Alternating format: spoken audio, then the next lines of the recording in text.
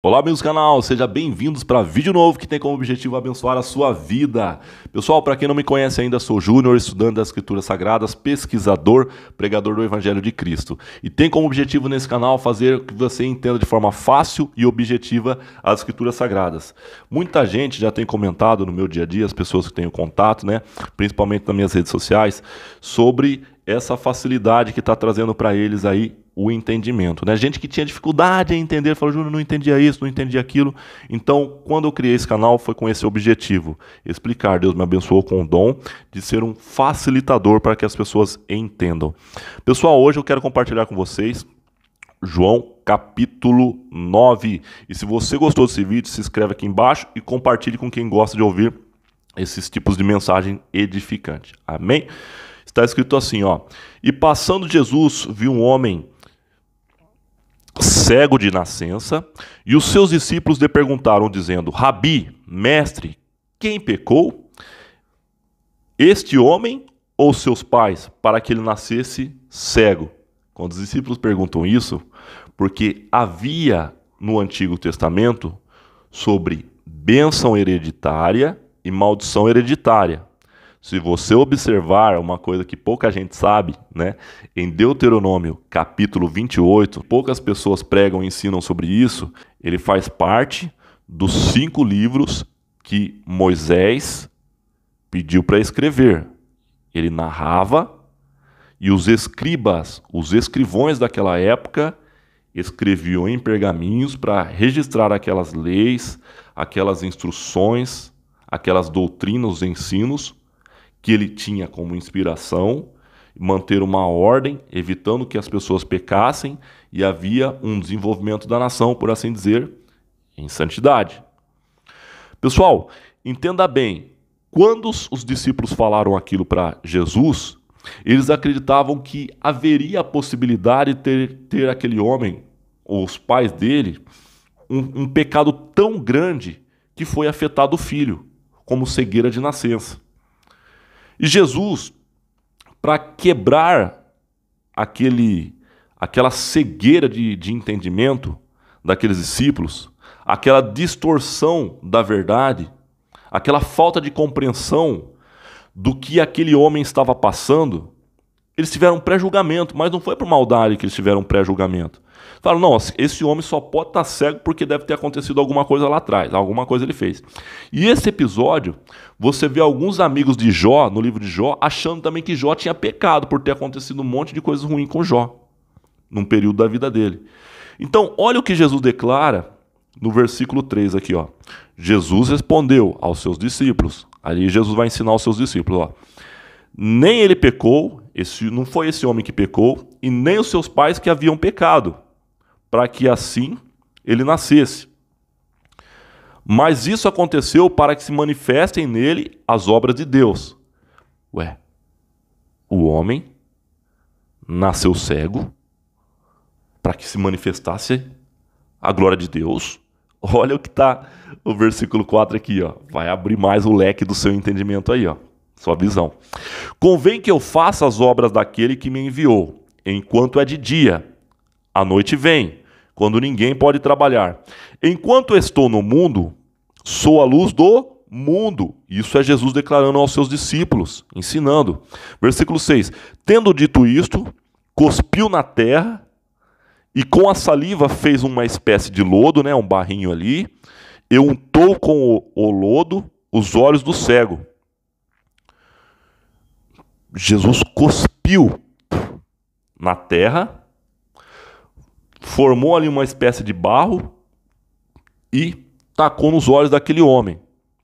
É uma cura que não é comum você ver na Bíblia, mas deu certo. Jesus pode usar qualquer coisa para curar alguém. Versículo 6, ó, que eu citei aqui. Agora o 7. E se disse-lhe, vai, lava-te no tanque de Siloé. Aí Siloé, ó, o que significa?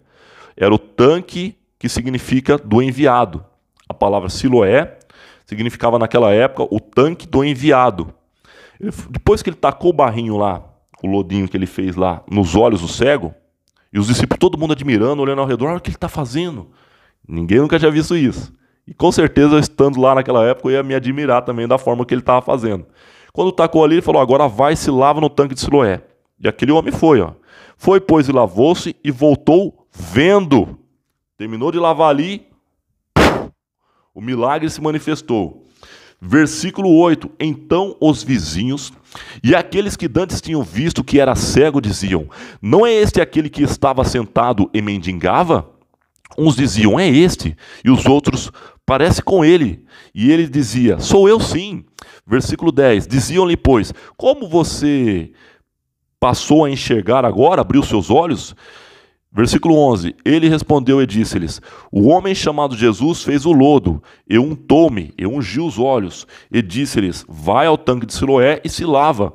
Então fui e lavei-me e vi. Disseram-lhe, pois, onde está ele? Onde está Jesus? Respondeu aquele homem, não sei. Levaram, pois, os fariseus, o dantes que era cego, tipo, catou aquele cego e começou a conduzir ele, e era sábado quando Jesus fez o lodo e lhe abriu os olhos. Tornaram, pois, também os fariseus a perguntar-lhe como que ele viu, passou a ver. E ele lhe disse, ele pôs o lodo sobre os meus olhos e lavei-me e eu passei a ver. Então, de imediatamente, aqueles fariseus foram levar aquele homem cego para o templo para ser questionado. Como você passou a enxergar? Aí ele falou, eu estava num determinado lugar, apareceu um homem, se identificou ali como Jesus, sendo Jesus, né? E a fama dele já estava se espalhando sobre os milagres que ele realizava.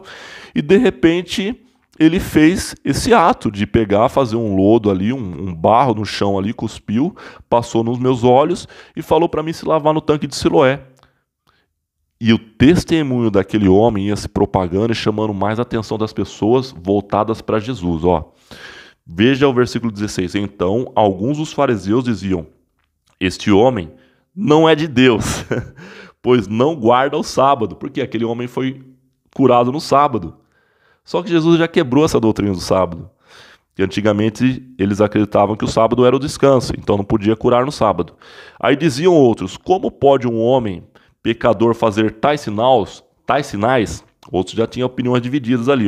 E havia dissensão entre eles. Quando fala dissensão entre eles, entre eles ficavam questionando, cada um com uma ideia diferente a respeito de Jesus. Versículo 17. Tornaram, pois, a dizer ao cego, o que você diz daquele que te abriu os olhos?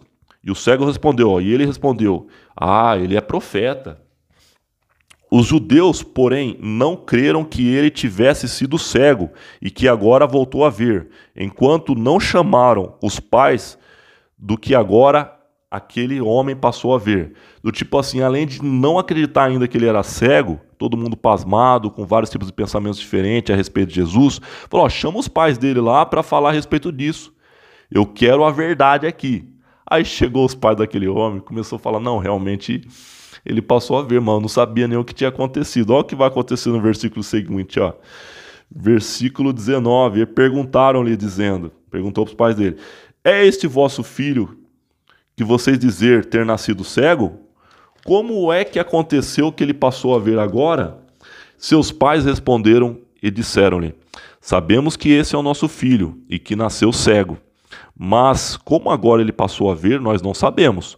Ou quem fez isso, que abriu os olhos dele, também não sabemos. Tem idade? E perguntaram a ele mesmo. Ele já tem idade, já é de maior, pergunte a ele mesmo. E ele falará por si mesmo. Seus pais disseram isso porque temiam os judeus. Ele tinha medo do que os judeus podiam fazer com eles. Porquanto já os judeus tinham resolvido que, se alguém confessar ser ele o Cristo, tinha que ser expulso da sinagoga. Por isso é que seus pais disseram-lhe, tem idade, já é de maior, pergunta a ele mesmo. Chamaram, pois, pela segunda vez o homem que tinha sido cego e disseram-lhe, dá glória a Deus, nós sabemos que esse homem é pecador. Respondeu ele, pois, e disse, se é pecador eu não sei, né? Uma coisa eu sei, que ele, havendo sido cego, e eu havendo sido cego, agora eu passo a ver, eu enxergo agora. Se Jesus, ele falou assim, se ele não conhecia ainda Jesus, ele teve o primeiro encontro com ele e já recebeu um milagre. Ele falou, se ele é ou deixa de ser, eu não sei, mas o que ele fez comigo foi um milagre. Eu não enxergava, eu passo a ver agora. E eles falavam, mas dá glória a Deus, ele glorifica a Deus. Ó.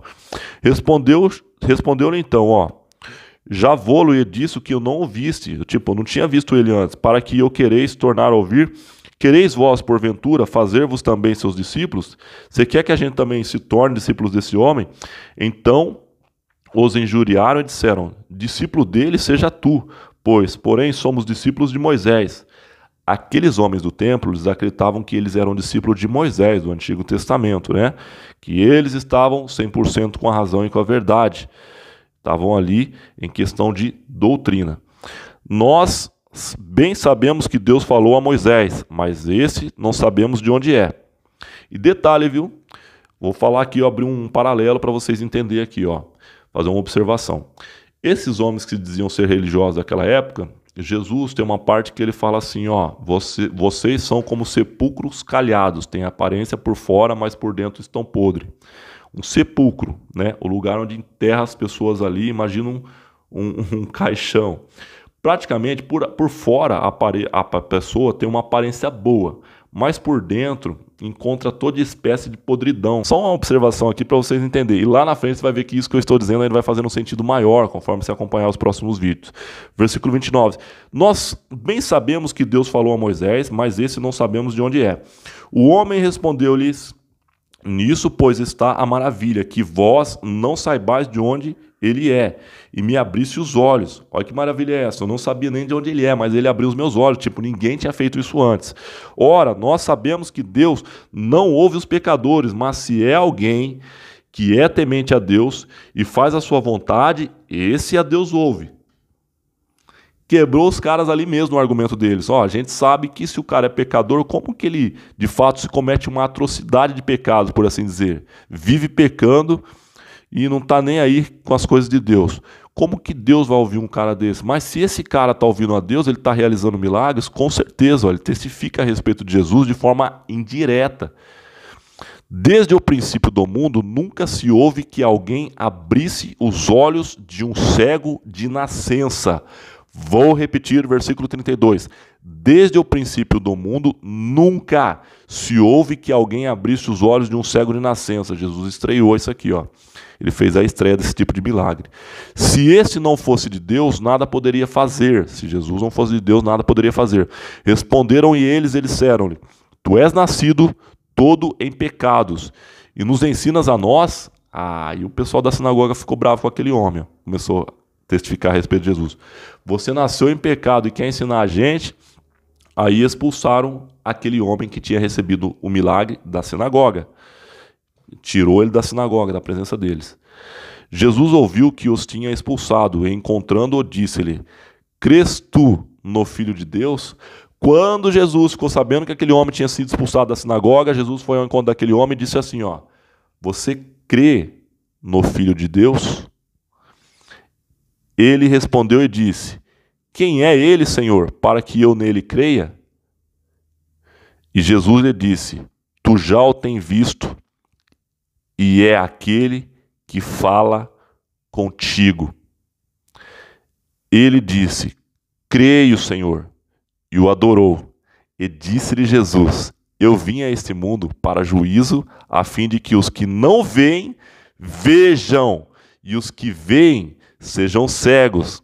Aquele dos fariseus que estavam com ele, ouvindo isso, disseram-lhe, também nós somos cegos? Disse-lhe Jesus, se fosseis cegos, não teríeis pecados, mas como agora dizeis, nós vemos, por isso o vosso pecado permanece. Existe aqui uma parábola interessante. Jesus, quando se revela aquele cego, a primeira cegueira que ele tinha era a física. Jesus opera um milagre, que ele fala, ó, não foi os pais dele que pecou, não foi ele que pecou, mas isso foi para obra da glória de Deus se manifestar. Tinha um propósito. Quando ele cura aquele homem, lá na frente ele é levado para a sinagoga. Vamos fazer um review aqui, uma revisão do texto. Quando ele levava para a sinagoga, os caras começam a questionar ele. Viu? Quem que te fez isso? Se realmente é cego de nascença? E ele falou a respeito de Jesus, foi Jesus curou. Em seguida, chamaram os pais daquele homem. Em seguida, aquele homem falou assim, ó, eu não sei o que ele é, mas eu acredito que ele é um profeta, porque eu era cego de nascença e ele me curou. Aí, quando eles começam a questionar mais aquele homem, ele começa a testificar de Jesus. E nisso irrita ele de uma tal maneira que eles tiram ele da sinagoga. Jesus, sabendo da situação, vai ao encontro daquele homem e fala assim, você crê no Filho de Deus? Ele falou, mas quem que é esse para que eu venha nele crer? Jesus já ganhou credibilidade com aquele homem. Jesus fez o que ninguém havia feito a ele. Realizou um milagre. E aí, em seguida, após ter credibilidade criado com aquele homem, e ele acreditou, aí ele falou assim, quem que é nele para ele crer? Aí Jesus se revela a ele. Em seguida ele fala, não, eu creio. Aí aqueles caras religiosos falam assim, viu? Tipo assim, começa a questionar ele. Aí ele fala assim, ó, vocês acreditam que estão vendo, mas vocês não estão vendo. Vocês acham que estão certo, mas não estão certo. Porque se tivesse certo, não estariam dessa forma, me julgando, me questionando, me perseguindo, e não teve a revelação do Pai.